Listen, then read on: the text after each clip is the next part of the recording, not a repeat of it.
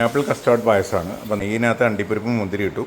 അതിനകത്തേക്ക് നമ്മൾ പൈനാപ്പിൾ ഇട്ടിട്ട് കുറച്ച് പഞ്ചസാരയും കൂടി ഇട്ടിട്ട് നമ്മൾ ഈ പൈനാപ്പിളിനെ നന്നായിട്ട് വരട്ടിയെടുത്ത പൈനാപ്പിളിലേക്ക് നമ്മൾ ശർക്കര ഉരുക്കി. ഇതിപ്പോൾ ഏകദേശം 1/2 കിലോ ശർക്കര, നമ്മൾ ശർക്കരയുടെ പൊടിയാണ് വാങ്ങിച്ചത്. അപ്പോൾ അതിനകത്ത് കൃത്യമായിട്ട് അഴുക്കൊന്നും ഉണ്ടാവില്ല.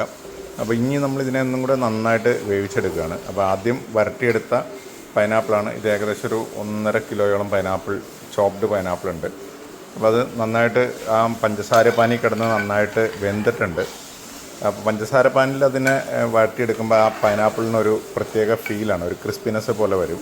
നമ്മൾ സാധാരണ ശർക്കരയിൽ വേവിച്ച് കഴിഞ്ഞാൽ അത് ഉടഞ്ഞു പോകും ചെയ്യും. അപ്പോൾ അതുകൊണ്ടാണ് നമ്മൾ ആദ്യം ഈ ശർക്കരയ്ക്ക് പകരം ആദ്യം പഞ്ചസാര പാനിയിൽ വിളയിച്ചെടുക്കുന്നത്. പഞ്ചസാര പാനിയിൽ വിളയിച്ചെടുത്തു, അതിലേക്ക് ശർക്കര ചേർത്തു.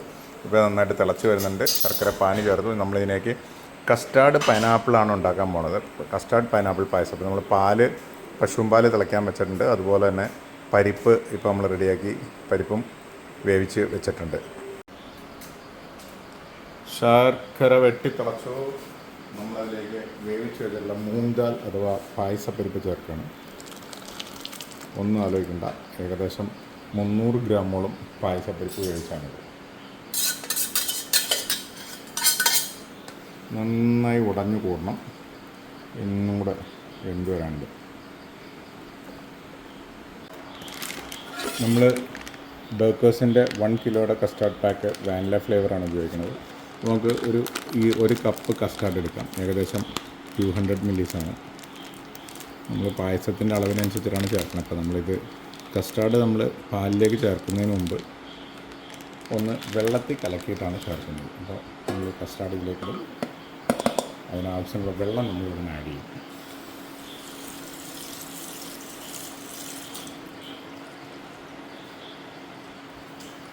അതിങ്ങനെ സിമ്പിളായിട്ട് കലക്കിയെടുക്കാൻ പറ്റും.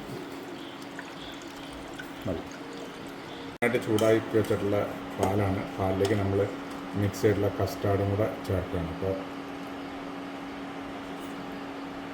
ഇപ്പോൾ ഇത് കസ്റ്റാർഡ് റെഡിയാണ്. ഇനി കസ്റ്റാർഡാണ് നമ്മൾ പായസത്തിലേക്ക് ആഡ് ചെയ്യുന്നത്. അപ്പോൾ ഇതിനൊരു നല്ല കളറും അടിപൊളി ഫ്ലേവറും വന്നിട്ടുണ്ട്. അപ്പോൾ പൈനാപ്പിൾ വിത്ത് വാനില എന്ന് വേണമെങ്കിൽ പറയാം. ഇത് വാനില ബേസ്ഡ് ആയിട്ടുള്ള കസ്റ്റാർഡാണ്. ചെറിയൊരു ലൈറ്റ് മഞ്ഞ കളർ വന്നിട്ടുണ്ട്.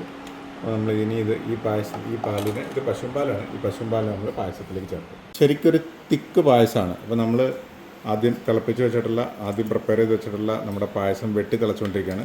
അതിലേക്ക് നമ്മൾ ഈ കസ്റ്റാർഡ് ചേർത്തിട്ടുള്ള പാല് ഒഴിക്കുമ്പോഴേക്കും പായസത്തിൻ്റെ കളറങ്ങ് ടോപ്പായി മാറും. കണ്ടോ? ഇനി ഇത് ഒന്ന് തിളച്ചാൽ മതി.